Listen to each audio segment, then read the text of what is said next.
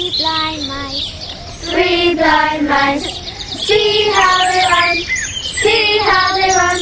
They all run after the farmer's wife who cuts off their tongue with a carving knife. You never see such a thing in your life as three blind mice. William Banner, son of Naim Banner, the deputy of Firama, king of Temani country, Africa, baptized on the 31st of July, 1802.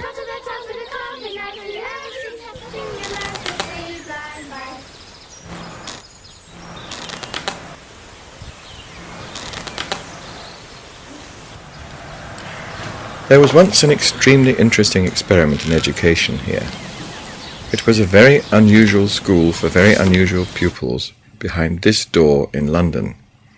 It existed 200 years ago from 1799 to 1806 in this house in Clapham, which belonged at the time to Zachary Macaulay. Macaulay was a very devout Christian and worshipped in this church on the Common. In those days, slavery still existed in England, but it was about to end. Macaulay himself was one of those who worked very hard for the abolition of slavery. Macaulay had been governor of Sierra Leone in Africa, and when he returned to London in May 1799, it took him 48 days to get here. He brought with him 24 African children, 20 boys and 4 girls, and a housekeeper to look after them, named Mary Perth, who was a freed slave. He wanted to educate the children so that they could go back to help run their own country.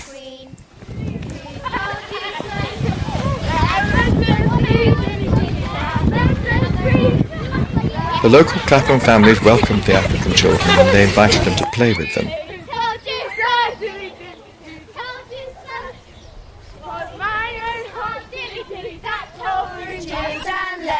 Say the bells of St. Clement's. You owe me 5 farthings. Say the bells of St. Martin's. When will you pay me? Say the bells of Old Bailey. When I grow rich. Say the bells of Shoreditch. When will that be? Say the bells of... The first thing Macaulay had to do was vaccinate them against smallpox and then to appoint a school teacher to teach the children. He appointed a Mr. William Greaves from Yorkshire.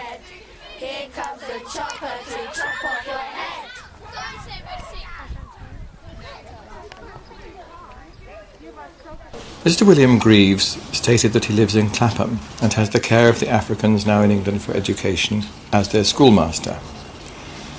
He has had other boys under his care, but at present is charged solely with the education of the children in question. They were placed under his care about 2.5 years ago. He instructs them in reading, writing and arithmetic, and one of them, who is most forward, in mensuration. Almost all of them can speak and read in English tolerably well. Pains are taken to give them information on general subjects as history, geography, natural philosophy and mechanics. He has not observed any inferiority of capacity, allowance being made for deficiencies under which they laboured when they came into his care. They converse together in their own language, but more frequently in English. 3 of the children, having learned to read and write, have been put out to learn boat building, and it is proposed to place the others, as they get forward, to learn different trades. They also learn various useful arts within the school. They retain a strong attachment to their own country, but do not appear impatient to return home till their education is completed, being sensible of the advantages to be derived therefrom. The children show a great disposition to adopt the principles of the Christian religion.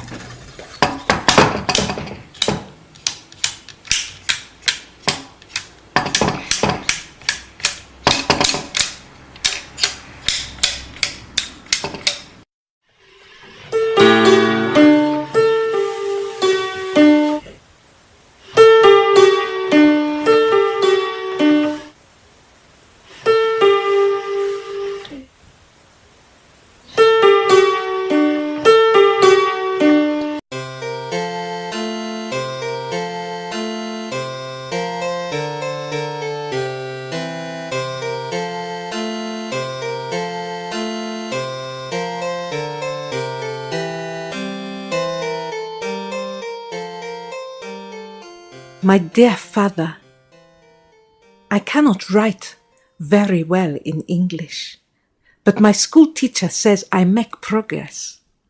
So, I mean to keep my promise to you and tell you some of the things that have happened since I came to England. I arrived here in the spring of this year with Mr. Macaulay and 23 children from our country.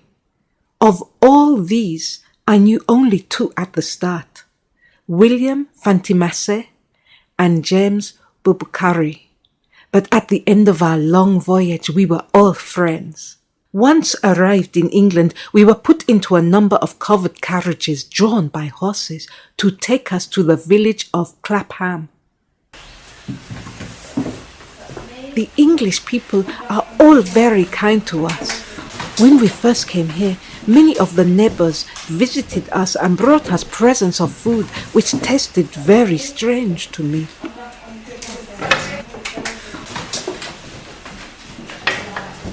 As the weeks passed, it grew colder and colder, and even with the great fireplaces they have here and all the bedding that we could pile on top of us, we began to shiver at night and could hardly work during the day.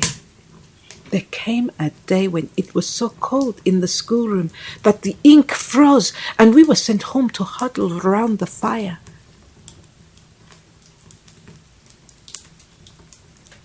Make human nature thy study, wherever thou residest, whatever the religion or the complexion, study their hearts. Simplicity, kindness, and charity be thy guard. With these, even savages will respect you.